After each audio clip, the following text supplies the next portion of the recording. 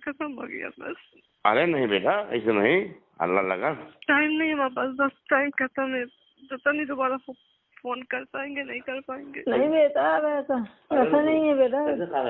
अच्छे से रहना, तो कौन से दुश्मनी मोल नहीं देना। मदद तो मिली नहीं, यहाँ की गवर्नमेंट की नहीं, और मेरी बेकसूर लड़की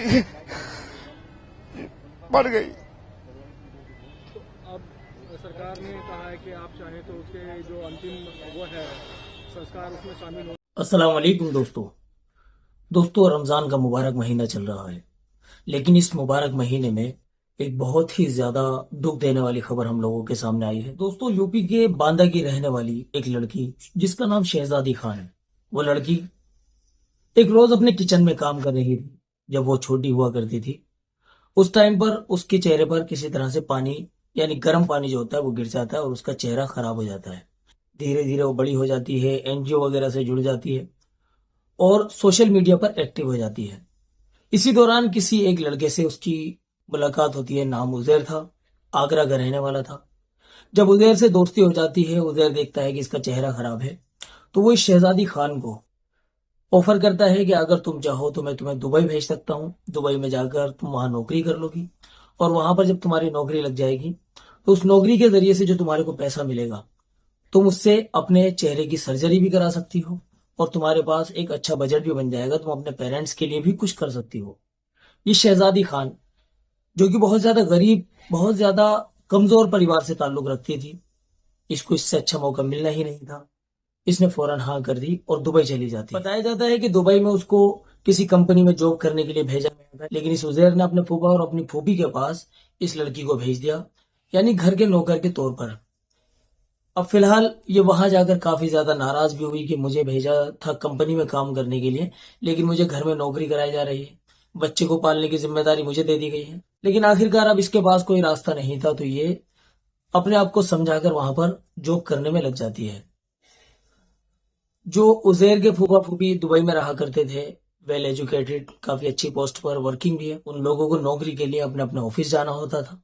उनका छोटा बच्चा, 4 महीने का बच्चा जो कि घर में रहा करता था, उसकी देखरेख के लिए इस शहजादी खान को वहां पर छोड़ दिया गया।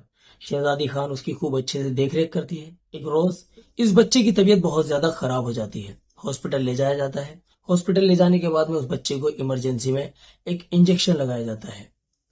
उस इंजेक्शन के लगाने के बाद में बच्चे की हालत और ज्यादा बिगड़ जाती है, लेकिन फिलहाल वो लोग उस बच्चे को अपने घर लेकर आ जाते हैं। रात को जब ये माँ बाप लौटते हैं इस बच्चे के, तो बच्चे की हालत बहुत ज्यादा खराब हो चुकी थी। बच्चे की हालत खराब होने की वजह से उसकी जान नहीं बच सकी, बच्चा दुनिया से रुखसत हो जाता है। इस बच्चे की दादी ने सारा का सारा इल्जाम इस शहजादी खान के ऊपर लगा। बच्चे की जिम्मेदारी शहजादी को दी गई थी और इसने ना जाने ऐसा क्या किया कि बच्चे की मौत हो गई। पुलिस में जब कंप्लेंट की जाती है तो पुलिस के हवाले शहजादी को कर दिया जाता है। उसकी कुछ जांच वगैरह होती है और फिर उसको दुबई की जेल में बंद कर दिया जाता है। तकरीबन 2 साल तक दुबई की जेल में वो बंद रहती है। इधर यूपी के बांदा में उसके जो परिवार वाले यानी बुजुर्ग माता पिता, उन लोगों को जब ये बात पता चलती है, शहजादी फोन के जरिए अपने पेरेंट्स को बताती है कि देखिए, मैंने कोई जुर्म नहीं किया है, बच्चा बीमार था, हॉस्पिटल से जब हमने इंजेक्शन लगवाया तो उसके बाद और ज्यादा बीमार हो गया और उसकी मौत हो गई। तो जब ये बात उसके पेरेंट्स को पता चलती है तो वो भी यहाँ से अपनी इंडियन गवर्नमेंट से बहुत ज्यादा गुहार उन लोगों ने लगाई कि उनकी बेटी के लिए कुछ ऐसा किया जाए कि जो सही सलामत घर पर आ जाए।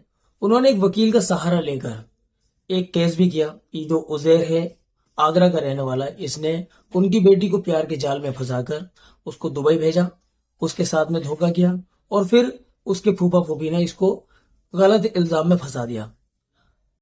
ये जो केस था ये भी आज तक चल रहा था और ये जो गवर्नमेंट से गुहार लगाने का जो सिलसिला था ये भी अब तक बरकरार था। लेकिन इन बूढ़े माँ बाप को गवर्नमेंट की तरफ से या प्रशासन की तरफ से कोई भी सपोर्ट नहीं मिलती है, किसी तरह की इनकी कोई मदद नहीं होती है। 14 फरवरी 2025 यानी अभी जिस दिन ये वीडियो शूट की जा रही है, इससे तकरीबन 20-21 दिन पहले शहजादी की कॉल आती है अपने फादर के पास। टाइम खत्म हो गया बस। अरे नहीं बेटा, ऐसे नहीं, अल्लाह लगा। टाइम नहीं है हमारे पास, बस टाइम खत्म है। पता नहीं दोबारा फोन कर पाएंगे नहीं कर पाएंगे। नहीं बेटा, ऐसा नहीं है बेटा। अच्छे से रहना, तो कौन से दुश्मनी मोल नहीं देना। जो FIR है वो ले लो वापस। नहीं चाहिए दुश्मनी। वो गिर गए थे।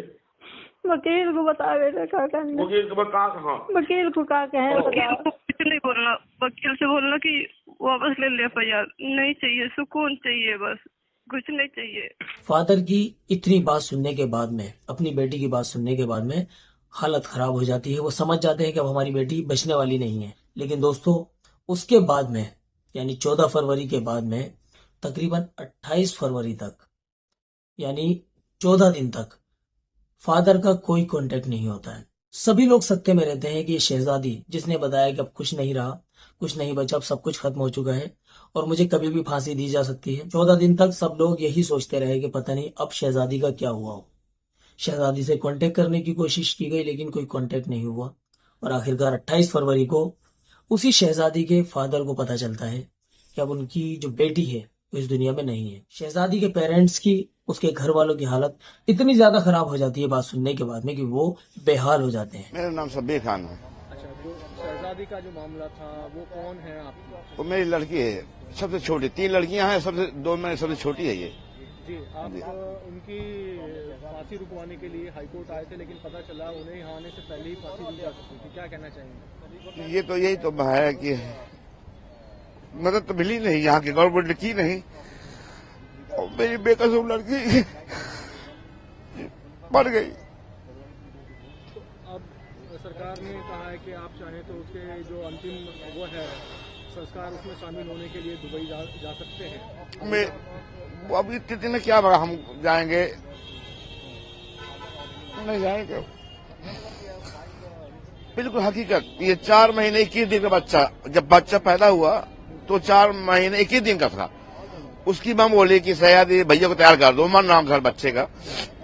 काफी अभी तक हम भैया छोटा है तो कहा अब लगवाना तो है, उसने तैयार कर दिया। पहले ही ऐसा लगता है नहीं होता बच्चा, दूसरे हाथ में लगता है वैक्सीन जिसको कहते हैं, 6 महीने वाले बच्चे को जो लगते हैं, हर जगह लगते हैं, तो वो बच्चा रोता ही लेकिन उसकी मां आती है।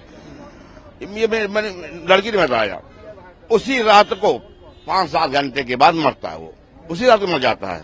हाँ, यहाँ का वहां का 1.5 घंटे फर्क है, तो उसकी मां आती है और कहती चलो शहरी चलो खाना निकाल दो। कहा है आपकी उम्र इतनी देर भैया सोता नहीं है, तो उसने कहा प्यार से, हम झूठ नहीं बोलेंगे, कहा न खाओगे खाना उम्र के बगैर न खाने दोगी, चलो हम देखते हैं तुम्हारे भैया को। तो उसकी हरकत नहीं थी, बदन में हल्का नीलापन आ चुका था, हल्का। वो लेके अस्पताल भागी, उसने डॉक्टर बहुत बहस की, हंगामा मचा, पुलिस भी आ गई। तो उसने कहा चलो हमारे यहाँ लगा है वैक्सीन, चलो हम वो करते हैं पोस्टमार्टम। तो डॉक्टर बयान कोर्ट में कि मैं पहली मरतबा मैंने देखा है कि एक हम बच्चे को लेके जा रहे थे पोस्टमार्टम करने के लिए, तो मैंने पहली मरतबा देखा कि एक कॉल में पोस्टमार्टम रुक गया। ये पहली मरतबा मैंने देखा इधर। तो पुलिस भी उन्होंने लिख के भी उन्होंने दिया कि भाई आप नहीं पोस्टमार्टम, तो किसी पर शक है क्या, तो उन्होंने लिख के भी दिया कि हमको न किसी पर शक है, न कार्रवाई अभी कर रहे हैं न आगे करेंगे।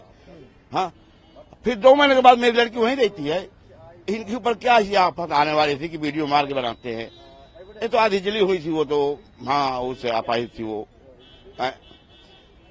पोस्टमार्टम नहीं कराते हैं। जो नबील फैज का मतलब जो लड़का मारा उसका चचा कह लीजिए, बच्चे के मरने के बाद यहाँ से आबू धाबी जा रहा आगरा से, और मुकदमे के दरमियान 1 साल बाद वहाँ कसम खा रहा है। वहाँ की सरकार बताइए, हलमंदी बताइए, वहाँ के लोग कैसे हैं, मुझे समझ नहीं आता ये कैसे में सवाल है। हम लोग पता नहीं चल पा रहा था कि आखिर फांसी की सजा कब होगी, क्योंकि अपील हमारी बहुत पहले डिसमिस हो गई थी और हम लगातार लेटर लिख रहे थे, ईमेल कर रहे थे क्लेमेंसी के लिए कि हमारी जो मदद की जाए और हमारे खून को माफ किया जाए और माफी दी जाए, आम माफी दी जाए, जो वहाँ माफी का एक रूल होता है। उसके लिए हमने बहुत कोशिशें की थी, हर तरह की कोशिश की थी, लेकिन अल्टीमेटली हम नाकाम रहे। और मिनिस्ट्री ऑफ एक्सटर्नल अफेयर्स ये बताने में भी नाकाम रहा कि उसको फांसी दी गई या नहीं दी गई। हाल के 14 फरवरी को हमारे पास एक कॉल आती है, मतलब उसके फादर के पास में, कि ये हमारी आखिरी कॉल है जो हम आपसे बात कर रहे हैं एज ए लास्ट विश। इसके बाद कल या परसों मुझे मतलब मेरी डेथ पेनल्टी हो जाएगी। अब फांसी दी जाएगी या गोली मार दी जाएगी इसके बारे में कुछ पता नहीं है, लेकिन एग्जीक्यूट कर दिया जाएगा हमें। उसके बाद दोबारा फिर हमने 21 तारीख को लेटर लिखा है मिनिस्ट्री ऑफ एक्सटर्नल अफेयर्स में, भाई आप मुझे बताइए इसके बारे में कि क्या है, एग्जीक्यूशन हुआ है या नहीं हुआ, या फेक कॉल है, क्या है। उसके बावजूद भी हमारे पास कोई जवाब नहीं आया। हार के हमने फिर दिल्ली हाईकोर्ट को अप्रोच किया कि मेरी लीगल स्टेटस जो है उसके बारे में असरटेन किया जाए कि वेदर डॉटर इज अलाइव और नॉट, हैंग्ड और नॉट। तो उसके बाद आज मिनिस्ट्री ऑफ एक्सटर्नल अफेयर्स ने ऑफिशियली ये बात डिक्लेयर कर दी है कि उसको 15 फरवरी को फांसी दी जा चुकी है। लेकिन अब सवाल यह है कि 15 फरवरी को अगर फांसी दी गई थी, हमने आपको 21 तारीख को लेटर लिखा, तो आपको तो पहले से इन्फॉर्मेशन रहा होगा, तो आप मुझे 22 तारीख को बता दिए होते, तो हम तब कोशिश कर सकते थे पहुंचने की। आज जब हमने यहाँ हाई कोर्ट में रिट फाइल किया है, तब आप आज ये बता रहे हैं मुझे कि 5 तारीख को उसका अंतिम संस्कार होगा।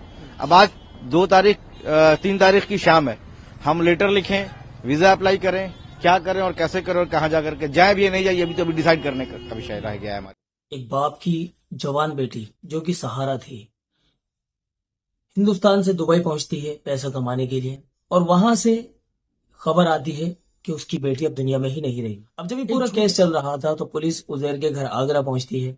ना तो उजैर पुलिस के हाथ आया और ना ही उजैर के परिवार वाले।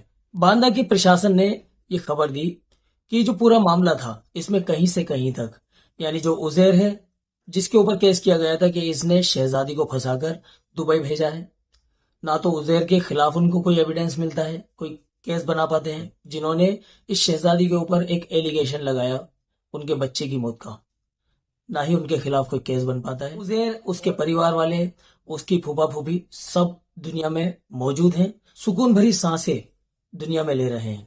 लेकिन इधर जो शहजादी खान थी, जिसने अपनी पूरी जिंदगी जद्दोजहद में, स्ट्रगल में गुजार दी, अपने बूढ़े माँ बाप का सहारा बनने के लिए वो इंडिया से दुबई गई और वहां से उसकी डेड बॉडी तक हिंदुस्तान नहीं आ सकती। दोस्तों, बहुत ज्यादा अफसोसनाक खबर है, बहुत ही ज्यादा दिल को दुखा देने वाली खबर है उस बूढ़े माँ बाप के लिए। ये कैसी खबर होगी, आप इसका आइडिया लगा कर देखिए कि रमजान का मुबारक महीना चल रहा है, उस मुबारक महीने में उस माँ बाप को जब ये खबर मिली होगी तो क्या उनके ऊपर बीती होगी। फिलहाल शहजादी की जिंदगी इतनी ही थी, अब वो अल्लाह के सुपुर्द है, दुनिया से रुखसत हो चुकी है और हम लोगों की दुआओं की वो मोहताज है।